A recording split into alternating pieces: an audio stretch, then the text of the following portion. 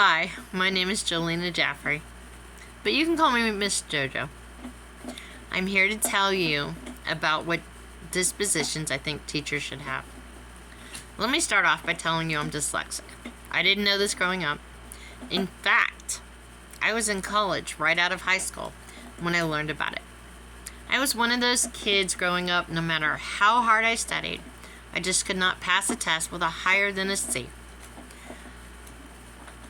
I did get by because I turned in all my assignments and I showed up every day. But my grades didn't show that because of my tests. I have learned that not everyone learns the same way. I was taught ways to study and learn while I was in college that allowed me to succeed in school. Something that really helped me was if the person teaching a subject makes it exciting. I believe teachers should first of all make kids curious about what they're learning.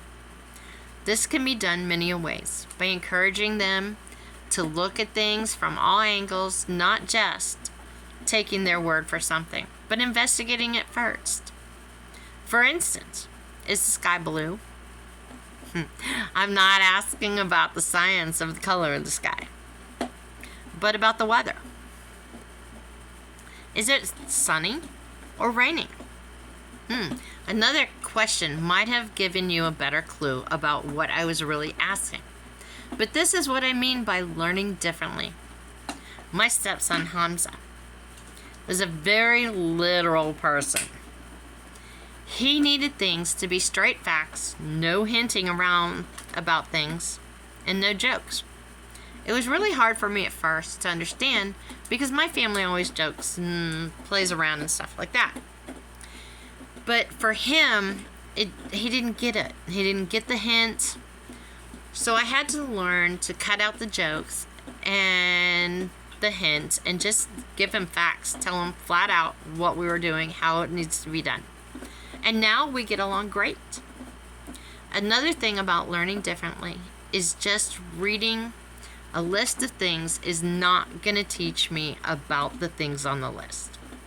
What I mean is, if you give me a picture of something, I'm going to learn more about it than the word being on a list. But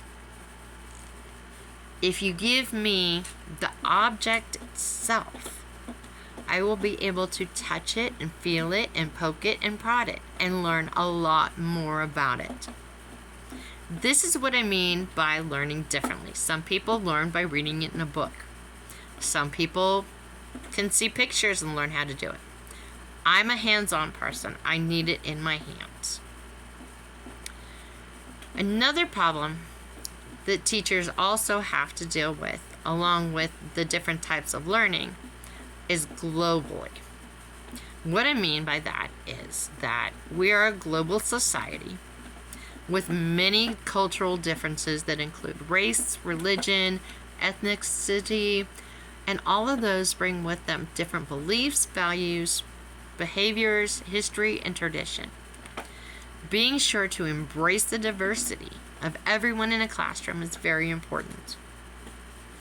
Have you ever watched Star Trek and noticed that every time they meet a new society, somebody gets in trouble because they did something disrespectful? Well, that's what I mean. Teachers need to know how to guide students from all backgrounds. This goes hand in hand with being able to ensure confidentiality, fairness, and justice for everybody, no matter who they are, where they came from, or how they came to your classroom. Another important disposition is making sure not to cross the ethical behaviors list, such as any form of harassment, falsifying grades, maliciously following students on social media, behaving badly off campus, bullying of any kind. These things are all things that are not good and not behaviors we want teachers to show.